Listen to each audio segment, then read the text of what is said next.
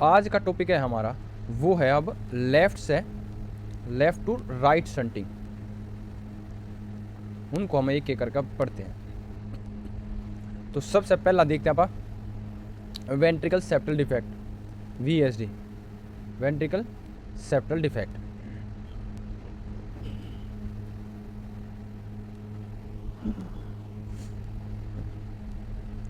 Ventricle septal defect, तो सबसे most common जो कंजेनाइटल एनोमली है ना हार्ट की, वो यही है। कंजेनाइटल हार्ट डिफेक्ट जो है, सबसे most common congenital heart defect यही है। ठीक है, तो अब ये एसोसिएटेड होता है, ये किसके साथ एसोसिएटेड होता है? ये मोस्टली एसोसिएटेड होता है फिटल अल्कोहल सिंड्रोम। हम पढ़ चुके हैं फिटल अल्कोहल सिंड्रोम क्या होता है। तो फिटल अल्कोहल ड्यूरिंग प्रेगनेंसी, अगर फीमेल फिटल का कंजप्शन करते तो उसके दौरान जो कार्डिक डिफेक्ट देखने को मिलता है, जो मोस्ट कॉमनली क्या होता है, वेंट्रिकल सेप्टल डिफेक्ट देखने को मिलता है। अब जब फॉर्म होता है, ये हमारा हार्ट है। अब ड्यूरिंग एम्ब्रियोलॉजी जब बनता है ना, तो इसके दो सेगमेंट होते हैं। अब यो जैसे एक तो इस तरफ से आता है ना, और एक इस तरफ से आता है। तो दो सेगमेंट होते हैं, दो पार्ट से ये से जुड़ कर फिर जब बन जाता है। तो जो पहले वाला होता है, जो इस तरफ वाला होता है, वो तो क्या होता है, हमारा मस्कुलर पार्ट।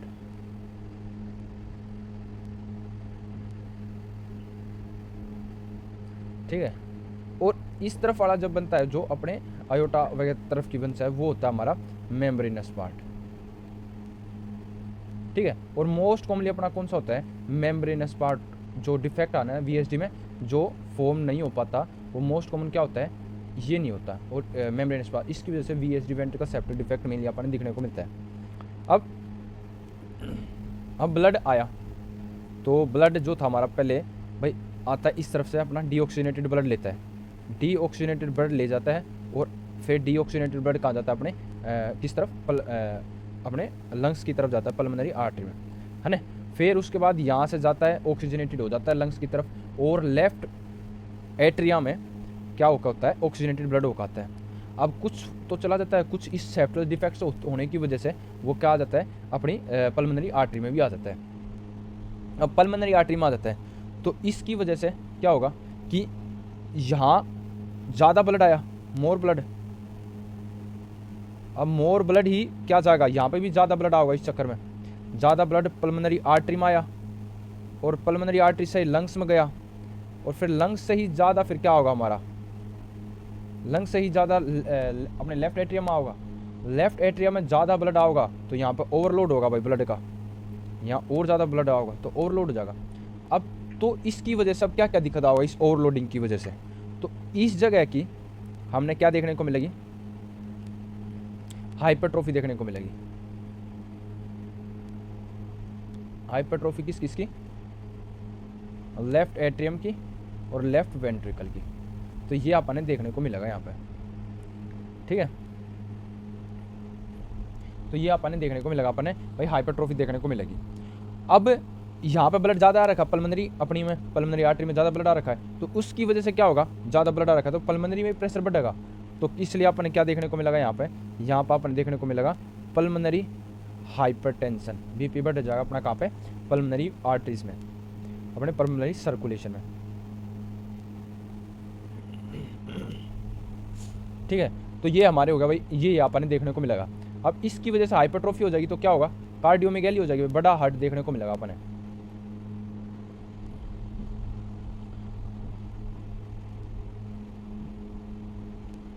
अब नॉर्मली हमको पता है क्या कि इस साइड का ब्लड प्रेशर जो होता है, BP जो होता है, वो अपने लेफ्ट का जो है वो ज़्यादा होता है as compare to right side के।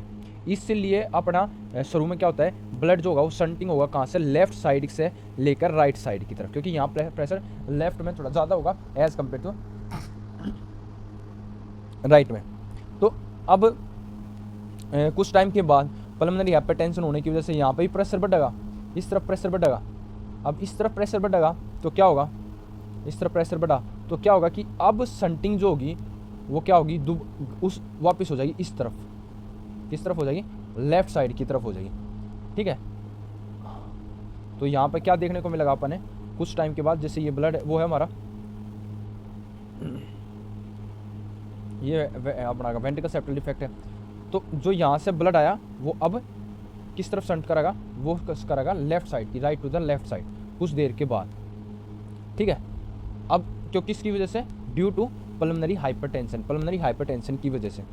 तो अब पल्मोनरी हाइपरटेंशन की वजह से, तो यहाँ से तो क्या था, डीऑक्सीजनेटेड था ये, डीऑक्सीजनेटेड ब्लड, और दूसरी तरफ क्या था, ऑक्सीजनेटेड, और इस तरफ था ऑक्सीजनेटेड। तो ये यहाँ पे क्या होगा, मिक्स्ड ब्लड आया, मिक्स्ड ब्लड आया, जिसकी वजह से क्या होगा, बच्चे में क्या देखने को मिलेगा, साइनोसिस, कि भाई ब्लूइश डिस्कलरेशन ऑफ अपनी स्किन, और रिकरेंट एपिसोड देखने को मिलेंगे निमोनिया के।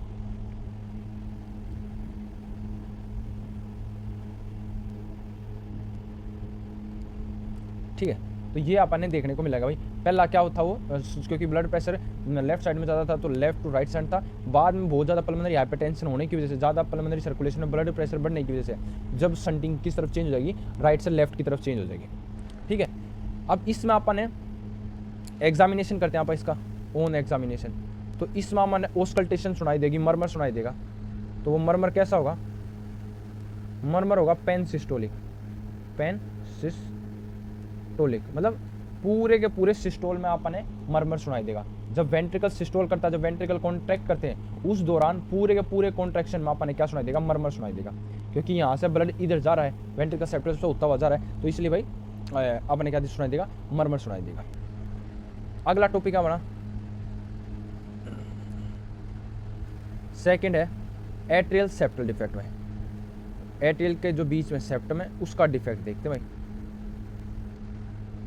अब ये हमारा हार्ट है, अब हार्ट है वो ये है, मानते हैं आप। अब इसका बना वो देखते हैं आप। तो जब हार्ट बनता है ये पहले वाला, तो ये ऐसे होगा भाई, ठीक है।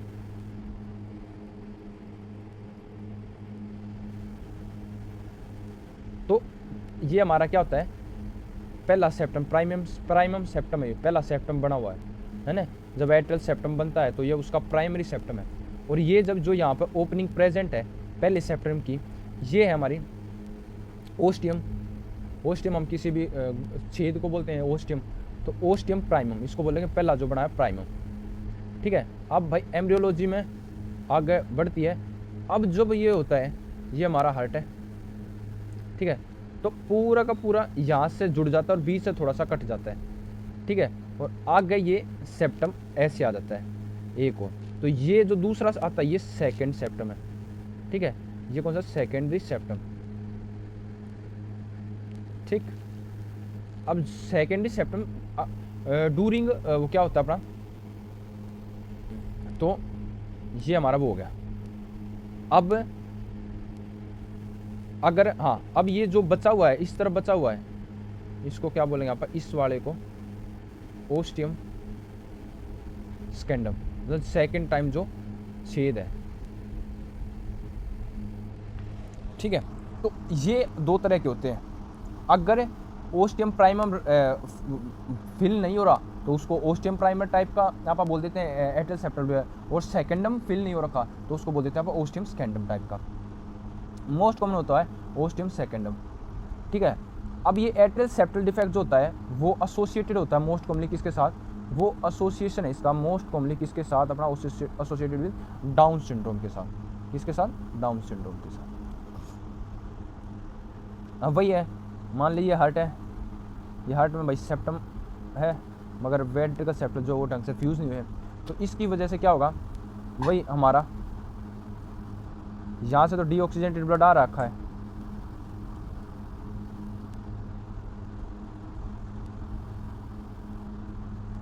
यहाँ से अपना डीऑक्सीजनेटेड ब्लड आ रहा है, ठीक है। और हमको पता भाई लेफ्ट साइड में ज़्यादा होता है राइट साइड के कंपैरिजन में, तो यहाँ से इधर आ रखा है, तो वही फिर अपने लेफ्ट साइड में मोर ब्लड आओगा, ठीक है। और फिर इधर घूमेगा और फिर इधर चला जाएगा, ठीक है। तो अब आपा वैसे क्या नाम है, हाँ, फिर उसके बाद क्या, इसमें अपन एक चीज़ देखने को मिल सकती है भाई, जैसे ये हमारी सुपीरियर वेना केवा और इन्फीरियर वेना केवा है ये। तो अगर किससे में वो है क्या, डीवीटी, डीप वेनस थ्रोम्बोसिस, उसमें थ्रोम्बस है वो टूट के इसके थ्रू आ सके, और कई बार इसकी वजह से पैराडॉक्सियल, जिसको क्या बोलते हैं पैराडॉक्सियल एम्बोलाई, ये जो है थ्रोम्बस टूटा, एम्बोलाई हुआ, एम्बोलाई इधर आया और इधर आके अगले सर्कुलेशन में आयोटा में चला गया, और आयोटा से ब्रेन में चला गया, अगले पार्ट में चला गया, मेनली ब्रेन में चला गया। कि मतलब वैसे तो ब्रेन वगैरह में नहीं जाता, अगर ये यहाँ आ जाता तो क्या कर जाता, नॉर्मली तो क्या करता, पल्मोनरी एम्बोलिज्म, है ना, मगर अब ये पैराडॉक्सियल यहाँ आ गया तो इसको क्या बोलेंगे आप, पैराडॉक्सियल एम्बोलाई, गलत। तो पैराडॉक्सियल एम्बोलाई जो होगा वो ये है, जो फिर ये कहाँ पे चला गया, आयोटा में चला गया, आयोटा से ब्रेन में जा सके, वहाँ पे स्ट्रोक कोज कर देगा, है ना, या और कितने सर्कुलेशन में चला गया। ठीक है, अब जो S2 हमारा, अब हार्ट साउंड में देखेंगे वैसे तो आगे, मगर देख लेते हैं थोड़ा बहुत कि इसमें अपने ओन एग्जामिनेशन ऑस्कल्टेशन करते हैं तो क्या देखने को मिलता है। ओन एग्जामिनेशन ऑस्कल्टेशन करते हैं, ठीक है, ऑस्कल्टेशन में आपने अपनी जो ये है कौन सी वॉल है, ये कौन सी, पल्मोनरी एंड आयोटिक वॉल्स, ये पल्मोनरी एंड आयोटिक वॉल्स हैं। तो आप S2 देखते हैं, तो S2 में क्या होगा, पहले क्या क्लोज होती है A2 हमको पता है, फिर होती है P2, मतलब पल्मोनरी पहले आयोटिक वॉल और फिर पल्मोनरी वॉल। तो ये हमारी साउंड होती है लगभग 30 मिली सेकेंड के बीच में, इनका डिस्टेंस दोनों का क्लोजर होने का, ये S2 में। तो अब इसमें इस तरफ राइट साइड की तरफ ज़्यादा ब्लड आ रखा है, ज़्यादा ब्लड आ रखा तो P2 को बंद होने में थोड़ा देर लगेगा, इसलिए ये आगे सरक जाएगी और ज़्यादा, तो डिस्टेंस कितना हो जाएगा, मोर देन 30 मिली सेकेंड्स। तो हमने S2 कैसी सुनाई देगी, यहाँ पे हमने S2 सुनाई देगी वाइड फिक्स्ड स्प्लिट, ठीक है, तो ये अपने मरमर सुनाई देगा अपने उसका। अगला टॉपिक है हमारा, वो है पेटेंट डक्टस आर्टियोसिस, कि जो डक्टस आर्टियोसिस है वो बंद नहीं हुआ, वो खुला का खुला रह गया, तो उसको पढ़ते हैं हम भाई, पेटेंट डक्टस आर्टियोसिस।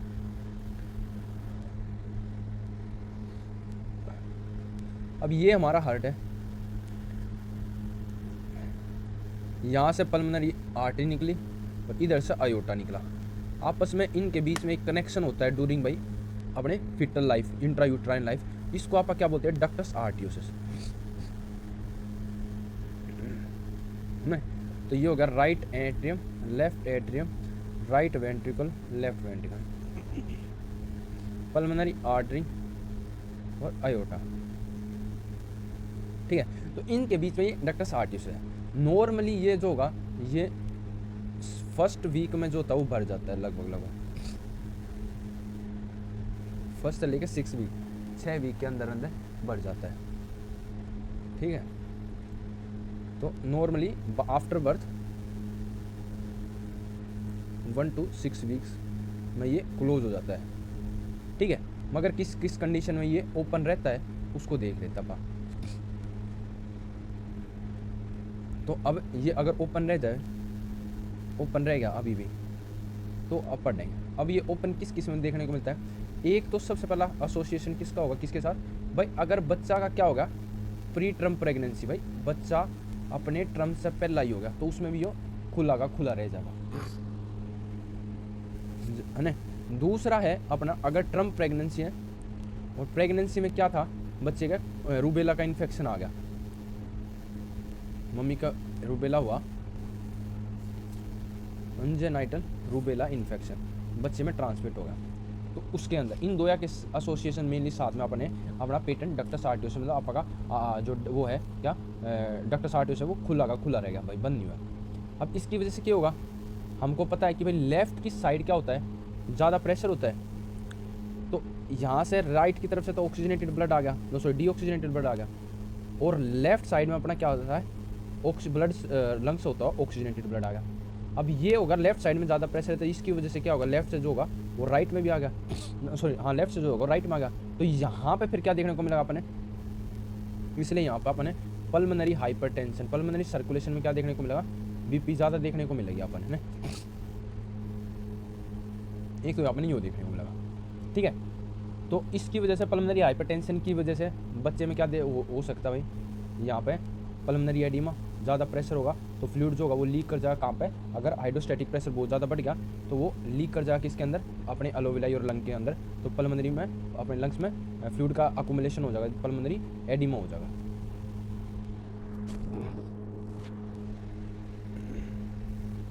ठीक है, अब इसको पल्मोनरी हाइपरटेंशन होगी तो इसकी वजह से यहाँ पे प्रेशर बढ़ जाएगा, तो अपने लेफ्ट वेंट्रिकल को भी ज़्यादा प्रेशर लगाना पड़ेगा उसको लंग्स की तरफ वो फेंकने के लिए, डीऑक्सीजनेटेड ब्लड फेंकने के लिए। ठीक है, तो इसकी क्या हो जाएगी अगली, अपने राइट वेंट्रिकल की हाइपरट्रोफी हो जाएगी। ठीक है, ये आपने भाई सेकंड चीज देखने को मिलेगी इसकी वजह से। अब ये भाई पल्मोनरी हाइपरटेंशन होगी, और एक और चीज़ देख लेते हैं उसके बाद इस बात है हम। तो अब ज़्यादा ब्लड होगा अपने लंग्स तक गया तो इसकी वजह से ज़्यादा ब्लड कहाँ पा होगा, लेफ्ट एट्रियम में भी ज़्यादा होगा भाई, तो और ज़्यादा ब्लड होगा लेफ्ट एट्रियम में। अगर यहाँ से निकल कर जा रहा है और यहाँ से डीऑक्सीजनेटेड भी आ रहा है तो ज़्यादा ब्लड हो गया, और ये ज़्यादा ब्लड फिर क्या होगा अपने लेफ्ट साइड में भी होगा, ये ज़्यादा होगा तो इस तरफ भी क्या देखने को मिलेगी अपन ने दोनों में, अपने इस पूरे के पूरे लेफ्ट हार्ट में क्या देखने को मिलेगी, हाइपरट्रोफी देखने को मिलेगी। तो हाइपरट्रोफी आपने सिर्फ राइट एट्रियम में नहीं देखने को मिला, बाकी सारी जगह अपने इसमें हाइपरट्रोफी देखने को मिलेगी भाई। ठीक है, अब इसकी वजह से अब भाई क्या होगा कि भाई पल्मोनरी प्रेशर बहुत ज़्यादा बढ़ गया, इसकी वजह से अब क्या होगा, फ्लू जो था अपना, अगले उस पर ले आते हैं इसको। अब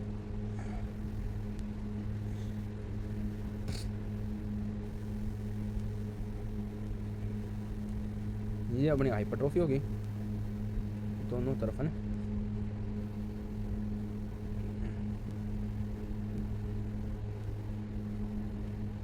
अब हमको पता है बहुत ज़्यादा पल्मोनरी हाइपरटेंशन होगी, बहुत ज़्यादा बीपी बढ़ गया तो इसकी वजह से बहुत ज़्यादा प्रेशर बढ़ जाएगा, बिल्ड हो जाएगा यहाँ पे, जिसकी वजह से कुछ टाइम के बाद राइट साइड का जो होगा वो राइट साइड का हार्ट का प्रेशर ज़्यादा हो जाएगा एज़ कम्पेयर टू लेफ्ट, तो जिसकी वजह से अब जो ब्लड होगा वो उल्टी जगह में शंटिंग होगी उसकी अपने पल्मोनरी आर्टरी से आयोटा की तरफ।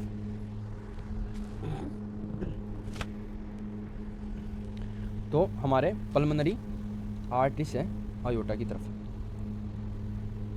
ठीक है, तो अब इसकी शंटिंग इस तरफ हो जाएगी और इधर से अपना फिर जो ब्लड था वो ऑक्सीजनेटेड होकर आया। ठीक है, तो अब कहाँ से होगी, अपने राइट टू लेफ्ट शंटिंग होगी। अब ये हमारा क्या हुआ, मिक्स्ड ब्लड, यहाँ पर हमने क्या देखने को मिलेगा, मिक्स ब्लड देखने को मिलेगा, मिक्सिंग ऑफ ब्लड, जिसकी वजह से अपने यहाँ फिर क्या देखने को मिलेगा, सेम बच्चे में साइनोसिस देखने को मिलेगा। ठीक है, अब ओन एग्जामिनेशन देखते हैं भाई आप इसका ओन एग्जामिनेशन। तो एग्जामिनेशन हर वक्त चाहे डायस्टोल हो या सिस्टोल हो तो ब्लड का तो इसके थ्रू आना जाना होता ही रहेगा अपने पेटेंट डक्टस आर्टियोसिस की वजह से। तो इस वजह से आपने जो मरमर सुनाई देगा तो वो इसमें देखने को मिलेगा अपने होलो सिस्टोलिक मरमर, पूरे के पूरे उसमें सिस्टोल में आपने मरमर सुनाई देगा, होलो सिस्टोलिक मरमर। तो इसको दूसरा नाम क्या देते हैं आप, मशीन लाइक मरमर, जैसे मशीन चल रही है घर घर घर घर रुक नहीं रही है ना, तो हमेशा जैसे क्योंकि सिस्टोल हो या डायस्टोल हो मतलब ब्लड तो थोड़ा बहुत निकलता रहता है, मगर सिस्टोल के दौरान क्या होगा, प्रेशर की वजह से ज़्यादा ब्लड का शंटिंग होगी, तो उसकी वजह से आपने मेनली सिस्टोल, पूरे सिस्टोल में आपने ज़्यादा आवाज़ सुनाई देगी, इसको बोलेंगे आप मशीन लाइक मरमर या होलो सिस्टोलिक मरमर। अब देख, अब इसकी वजह से क्या होगा, अब ब्लड जो होगा वो अपने लेफ्ट साइड में शंट होगा, लेफ्ट साइड में शंट होगा तो क्या होगा, यहाँ प्रेशर बढ़ेगा, ज़्यादा ब्लड आ रखा है तो इसके पास प्रेशर बढ़ेगा, तो प्रेशर बढ़ेगा तो यहाँ पे ही प्रेशर बढ़ेगा, यहाँ तक प्रेशर बढ़ेगा और इसमें प्रेशर का रिलीफ होगा, कम हो जाएगा भाई प्रेशर, क्योंकि दो जगह डेविएट हो रखा ब्लड है ना, ज़्यादा मतलब रेजिस्टेंस कम हो गया ना, जब दो जगह जा रखा है तो पहले तो उसको एक जगह पर जाना था और लेफ्ट साइड से भी राइट साइड की सेंटिंग हो रही थी तो प्रेशर बढ़ रहा था, अब उसको दो जगह होगा तो रेजिस्टेंट कम होगा तो यहाँ प्रेशर कम हो जाएगा। अब यहाँ प्रेशर कम होगा तो हमको पता भाई S2 जो है वो क्या होती है, अब पहला आयोटी का क्लोजर बाद में पल्मोनरी का क्लोजर। अब इसको किस तरफ ज़्यादा प्रेशर है, आयोटा की तरफ ज़्यादा प्रेशर है और इसकी तरफ कम प्रेशर है, तो पल्मोनरी का जो होगा वो क्लोजर वो एज कम्पेयर टू मतलब पहले से थोड़ा सा पहले बंद हो जाएगा। और A2 जो होगा इसमें प्रेशर ज़्यादा है, तो इसको और ज़्यादा प्रेशर लगाना पड़ेगा पानी ब्लड निकालने के लिए अपने लेफ्ट वेंट्रिकल से। तो इसलिए A2 जाएगा और ज़्यादा आगे जाकर बंद होगा। तो इसलिए ये भी आगे जा रहा है, ये पीछे की तरफ आ रखा है जल्दी में। तो इसलिए क्या हो जाएगी S2 और P2 जो S2 साउंड होगी वो क्या हो जाएगी, नैरो स्प्लिट हो जाएगी। ठीक है, अब आ जाते हैं इसका ट्रीटमेंट। तो ट्रीटमेंट के लिए हमको इसको जो एंडक्टस को पेटेंट रखता है वो क्या होता है, प्रोस्टाग्लैंडिन इसको पेटेंट रखते हैं। तो आपने प्रोस्टाग्लैंडिन बंद कराना है तो आप क्या दे देते हैं, प्रोस्टाग्लैंडिन एनासिड्स दे देंगे। तो मोस्टली एनासिड्स कौन सा जो यूज़ होता है वो होता है इंडोमिथासिन। या फिर इससे ठीक नहीं हो रहा था सेकेंडरी, फिर क्या सर्जरी करो, इसका लाइगेशन वगैरह कर दो, है ना। तो ये होगा हमारा पेटेंट डक्टस आर्टरियोसिस।